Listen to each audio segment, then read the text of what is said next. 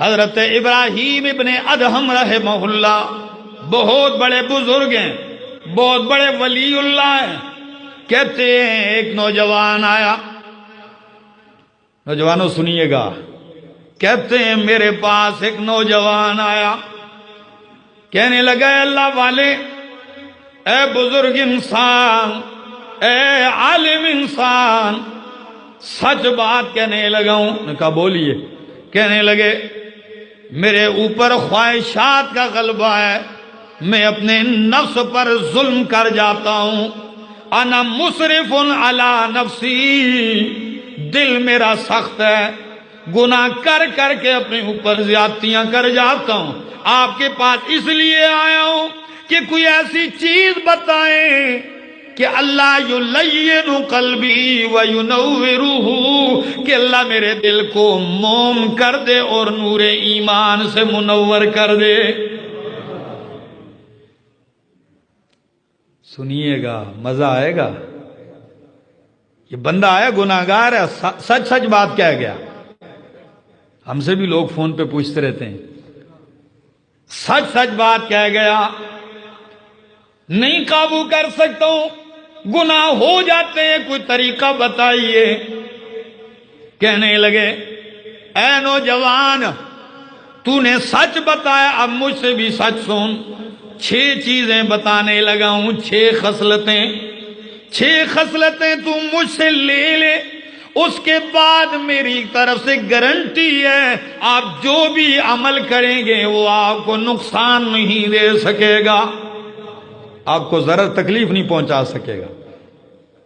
نوجوان ایک دم طلب پیدا ہوئی، کہنے لگا ہاتھا ماہیا، وہ 6 خصلتیں کون سی ہیں بتائیے گا مجھے. کہنے لگے قربان جاؤں، علماء اور اللہ والے، اللہ نے جن کو حکمت کی دولت سے مالا مال کر دیا، وہ سمجھانے کا انداز بھی ہوتا ہے، انداز ہے سمجھانے کا.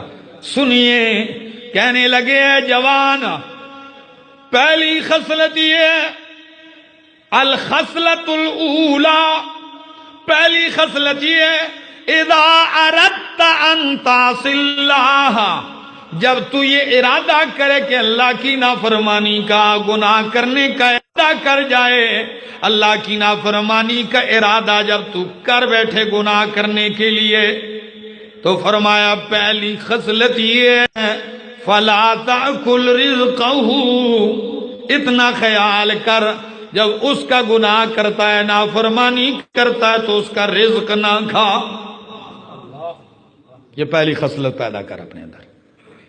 جب اسی کا باغی بنتا ہے، اس کا گناہ کرتا ہے، اس کی نافرمانی کرتا ہے، ارادہ ہو جائے، تو پہلی خصلت کیا ہے؟ فلا تأکل رزقہ، اس کی روزی نہ کھا، اس کا رزق.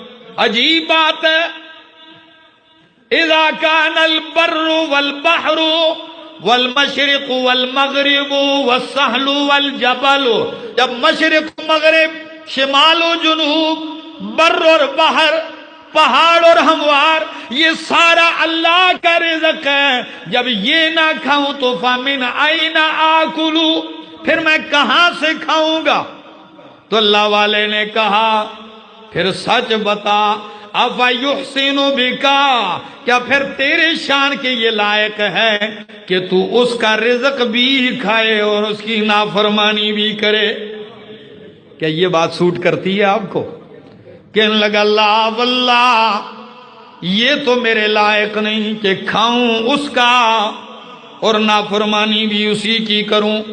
دوسری بتائیے، دوسری خصلت. کہنے لگے اچھا دوسری خصلت سنیے جوان. فرمایا اذا اردت ان تعصی اللہ، جب تو ارادہ کرے کہ میں اللہ کی نافرمانی کروں.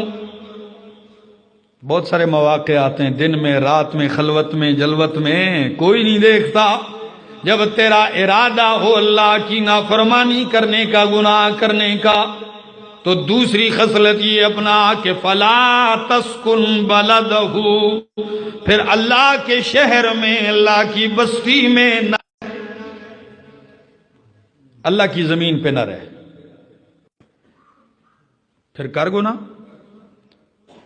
وہ کہنے لگا واللہ، اللہ کی قسم ہے اے اللہ کے ولی، یہ تو پہلے سے بھی زیادہ سخت بات ہے، کیونکہ ساری کائنات ہی اس کا شہر ہے، اسی کی بستی، اسی کا جو ہے بنایا ہوا ہے، اسی کی ملکیت ہے.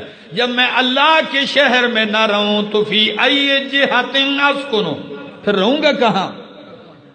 تو اللہ والے نے کہا جوان افا یحسن بکا، کیا تیرے ساتھ یہ بات جھجتی ہے؟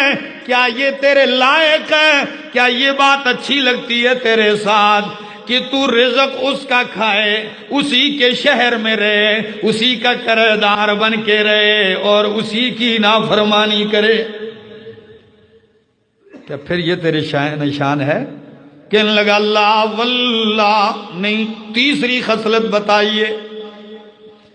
فرمایا تیسری خصلت یہ ہے، جب تو اللہ کا گناہ کرنے لگے، بغاوت نافرمانی کرنے لگے، ارادہ کر ہی بیٹھے، سارے اسباب میسر ہوں، پھر اتنا کر کہ گناہ کر، لیکن اس کی آنکھ سے اپنے آپ کو بچا کے گناہ کر، وہ دیکھ نہ سکے. ایسی جگہ گناہ کر جہاں وہ تجھے دیکھ نہ سکے. اتنا تو کام کر، اتنی حیا تو ہو کہ ایسی جگہ کر جہاں تجھے مالک دیکھ نہ سکے. کہنے لگا اللہ عجیب بات ہے، وہ کون سی جگہ ہے جہاں اللہ نہیں دیکھ رہا؟ وہ تو ایسی ذات ہے، وہ یعلم السرائر ویکشف الضمائر، وہ مخفی راز نکالنے والا ہے، وہ تو دلوں کے راز بھی جانتا اور دیکھتا ہے. ایسی جگہ تو کوئی نہیں. تو پتہ کیا کہا؟ فرمایا پھر اے جوان اتنا خیال کر، افا یحسن بکا، کیا یہ تیرے شان ہے؟ یہ بات تجھ سے جھجتی ہے کہ اسی کا کھائے، اسی کے شہر میں رہے، اسی کا کرایہ دار بن کے رہے اور اس کی آنکھوں کے سامنے گناہ کرے؟ پھر یہ تیری شان ہے کہ اللہ واللہ، اللہ کی قسم نہیں. چوتھی خصلت بتائیے. فرمایا چوتھی خصلت یہ ہے کہ اگر پھر بھی گناہ کرتا ہے، خیر ہے کرتا جا، مگر اتنا خیال کر جب تیرے پاس ملک الموت آئے. کون آئے؟ ملک الموت آئے تو اتنا کہہ دینا ملک الموت سے اخرنی حتی اتوبہ، ٹھہر جا ملک الموت تھوڑی دیر، ابھی تک میں نے توبہ نہیں کی، توبہ کر لوں، روح نکال لینا. یہ تو کر لے. تو کہنے لگا اللہ والے اے عالم دین، یہ تو میرے بس کی بات نہیں، اگر میں کہوں بھی تو ملک الموت میری بات ماننے کو تیار، وہ تو مہلت نہیں دے گا. تو فرمایا پھر اتنا خیال کر کہ جب وہ مہلت نہیں دے گا تو پھر جلدی توبہ کر، ہو سکتا ہے کہ مہلت دیے بغیر، توبہ کیے بغیر ہی کہیں وہ پکڑ نہ لے. صبح ہونے سے پہلے گناہ کر کے سویا ہے اور رات اسی میں گرفتار ہو جائے. کہنے لگے اللہ کے ولی پانچویں صفت بتائیے. فرمایا یہ بھی نہیں کر سکتے تو پانچویں خصلت پیدا کر. وہ کون سی؟ فرمایا اتنا کر جب مر جائے اور منکر نکیر آئے قبر یعنی برزخ میں. کیا؟ کیونکہ قبر سے مراد صرف یہ کھڈا ہی نہیں ہے، بلکہ مرنے کے بعد آپ دفن کریں یا سمندر میں چلا جائے، مچھلی کے پیٹ میں چلا جائے، ہواؤں میں چلا جائے، چڑیا کھا جائے، درندے کھا جائیں، جہاں بھی جائے گا، اگر عذاب قبر یعنی برزخ کے عذاب کا مستحق ہوگا، ثواب کا مستحق ہوگا تو اس کو پہنچ کے رہے گا. کیا فرعون آج تک دفن نہیں ہے تو کیا اس کو عذاب نہیں ہوگا؟ ہوگا. فرمایا پھر جب مرنے کے بعد قبر یعنی برزخ میں منکر نکیر آئے تو فخاصمہما، بقولکا، پھر ان سے مناظرہ کر لینا. کیا؟ اب بڑا تیز تراز آدمی ہے تو نا، مناظر اسلام ہے. پھر ان سے کیا کر لینا؟ مناظرہ کر لینا.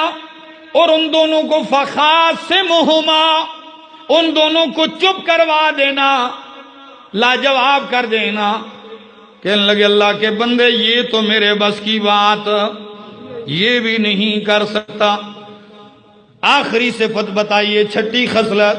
فرمایا پھر چلو یہ بھی نہیں کر سکتا تو کم از کم اتنا کر، اذا کنت غدا بین یدی اللہ، جب اللہ کے حضور پیش ہو، اللہ کی بارگاہ میں پیش ہو تو اتنا کہ اذا امرک اللہ اذا امرک اللہ الی النار، جب اللہ تجھے حکم دے دے کہ جا آگ کی طرف جہنم چلا جا، تو پھر تو وہاں آکڑ کے کھڑا ہو جا اور کہنا لا اذهب الیہا، میں نہیں جاتا ہوں. پھر کر گنا، اتنی جرت کر کے کل اگر اللہ تجھے کہہ دے کدھر چلا جا، جاؤ جہنم میں چلے جاؤ، پھر کھڑے ہو کے کہہ دینا اللہ میں کوئی نہیں جاتا. کہنے لگے حضرت میں اس کی جرت بھی. فرمایا جب اس کی جرت نہیں، جب یہ پیش کی بات تو لڑکے کی چیخیں نکل گئی. کہنے لگے بس کیجئے انشاءاللہ آج کے بعد گناہ نہیں ہوگا، آج کے بعد نافرمانی نہیں ہوگی. یہ 6 خصلتیں یاد رکھو، انشاءاللہ جرم اور گناہ سے بچتے جاؤ.